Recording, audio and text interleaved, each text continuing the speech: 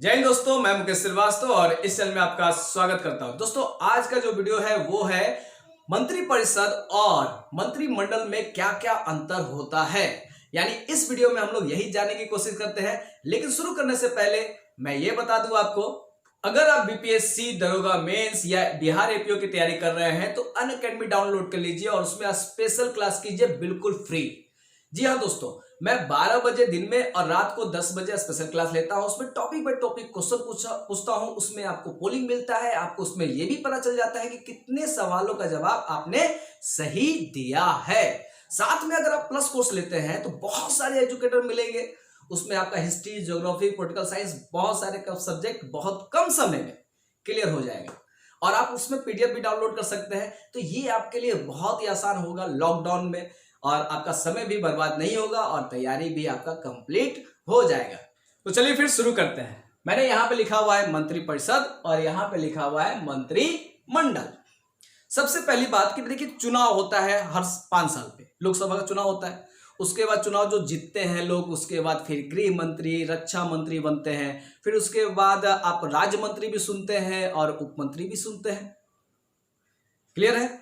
लेकिन उसमें आप सुनने में आता है यार मंत्रिपरिषद, मंत्रिमंडल, सब तो एक ही जैसा लगता है सुनने में, लेकिन अंतर है यहाँ पे और इसी अंतर को स्पष्ट करेंगे इस वीडियो में। जैसे कि मैंने यहाँ पे लिखा हुआ है मंत्रिपरिषद। अब मंत्रिपरिषद के जो सदस्यों को 3 भागों में बांट दीजिए। ठीक, 3 भागों में बांटिए। जैसे यहाँ पे अगर मैंने प्रधानमंत्री लिखा हुआ है तो प्रधानमंत्री जो प्रमुख होते हैं, मंत्रिपरिषद के जो प्रमुख होते हैं प्रधानमंत्री होते हैं। अब उनके नीचे देखा जाए तो कैबिनेट मंत्री होते हैं, जैसे रक्षा मंत्री, गृह मंत्री, रेल मंत्री आप सुनते हैं। उसके बाद कैबिनेट मंत्री की सहायता के लिए राज्य मंत्री की भी नियुक्ति होती है। यानी अगर आप मान लेते हैं परिवहन मंत्री है, ठीक, तो राज्य परिवहन मंत्री अगर कोई हो गया तो इसका मतलब कि परिवहन जो मंत्री है उनकी सहायता के लिए इनकी नियुक्ति की गई है। यानी कह सकते हैं कि कैबिनेट मंत्रियों की सहायता के लिए राज्य मंत्री और उप मंत्री की नियुक्ति की जाती है। अब यहां पे कह सकते हैं कि उप मंत्री, राज्य मंत्री और कैबिनेट मंत्री, ये तीनों मिलाकर बनता है आपका मंत्रिपरिषद। ठीक, अब आते हैं मंत्रिमंडल की बात करते हैं। तो भाई आप यहां पे तीनों देख लिए, अब उसी में से एक निकाल लेते हैं, कैबिनेट मंत्री को, क्योंकि जो मंत्रिमंडल होता है वो मंत्रिपरिषद का ही एक भाग होता है जो सिर्फ केवल कैबिनेट मंत्रियों को लिया जाता है। उसी को बोलते हैं कैबिनेट मंत्री। क्लियर? अब आगे बात करते हैं। भाई जो मंत्रिपरिषद है एक संवैधानिक निकाय है, यानी मूल संविधान में इसका चर्चा किया गया है। लेकिन मंत्रिमंडल शब्द का उल्लेख हमारे मूल संविधान में नहीं किया गया है, इसको बाद में जोड़ा गया। 44वें संविधान संशोधन के द्वारा इस शब्द को जोड़ा गया। आगे देखते हैं इसका वर्णन हमारे संविधान के किस अनुच्छेद में किया गया है। तो आप कह दीजिएगा 74 और 75। मतलब 74 एक मंत्रिपरिषद होना चाहिए, 75 मतलब नियुक्ति के बारे में बात किया गया। क्लियर? अब वही बात करते हैं कि अगर ये क्वेश्चन आ जाए कि भाई मंत्रिमंडल का शब्द का उल्लेख संविधान के किस अनुच्छेद में किया गया है, तो आप यहां देखिए अनुच्छेद 352। 352 बहुत फेमस है। जो राष्ट्रीय आपात होता है आपने सुना होगा 352, एक राष्ट्रपति शासन होता है 356, वित्तीय आपात होता है 360। तो जो 352 राष्ट्रीय आपात है उसी में मंत्रिमंडल का उल्लेख किया गया है। क्लियर? अब आते हैं आगे।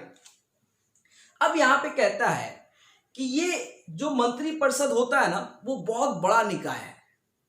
अब निकाय मतलब बहुत बड़ा भाग मान सकते हैं। अरे भाई देखिए, उप मंत्री भी बहुत सारे होंगे, राज्य मंत्री भी बहुत सारे होंगे, कैबिनेट मंत्री भी बहुत सारे होंगे। तो यानी इसमें कह सकते हैं कि 50 से 70 मंत्रियों को शामिल किया जाता है। सारे मंत्रियों को शामिल कर लीजिए, इसलिए बड़ा निकाय कह सकते हैं। लेकिन अब उसी में से छोटा सा निकाल लीजिए कैबिनेट मंत्री को। ठीक, और कैबिनेट मंत्री कितने होंगे? तो 15 या 20, मतलब इतने आसपास में संख्या होगी। इसलिए ये छोटा निकाय है और ये बड़ा निकाय है। अब आगे देखते हैं। सैद्धांतिक रूप से मंत्रिपरिषद को संघ की समस्त कार्यपालिका शक्तियां प्राप्त है, परंतु मंत्रिमंडल द्वारा इसके कार्यों का निर्धारण किया जाता है। इसको बाद में समझते हैं। उसके बाद यहां पे देखिए, व्यवहारिक रूप में मंत्रिमंडल सदैव मंत्रिपरिषद की ही शक्तियों का प्रयोग करता है और मंत्रियों के कार्यों का निर्धारण करता है। अब ये बात देखिए, मंत्रिपरिषद के अंदर ही कैबिनेट मंत्री है। अब यहां पे ये सोचिए कि जब भी कोई अगर विशेष बात हो तो उसमें क्या सभी मंत्रियों को बैठाया जाएगा? नहीं ना, क्योंकि जो विभाग के जो अध्यक्ष होते हैं, कैबिनेट जो मंत्री होते हैं, उनको बुलाया जाता है। यहाँ पे राज्य मंत्री और उप मंत्रियों को शामिल नहीं किया जाता है। एक तरह से देखा जाए तो कार्यों का जो निर्धारण करना होता है वो ये लोग करते हैं, बाकी मंत्री लोग सपोर्ट में रहते हैं, वो भाग नहीं लेते हैं। हाँ, कभी कभी राज्य मंत्रियों को भी स्वतंत्र प्रभार, विभाग का स्वतंत्र प्रभार दे दिया जाता है, लेकिन कहा जाता है कि भाई बैठकों में सिर्फ कैबिनेट मंत्रियों को ही शामिल किया जाता है, ना कि टोटल मंत्रियों को शामिल किया जाता है। इसका मतलब यह हुआ कि भाई कार्य का निर्धारण ये करेंगे और कार्य जो होता है मंत्रिपरिषद के नाम पे होता है।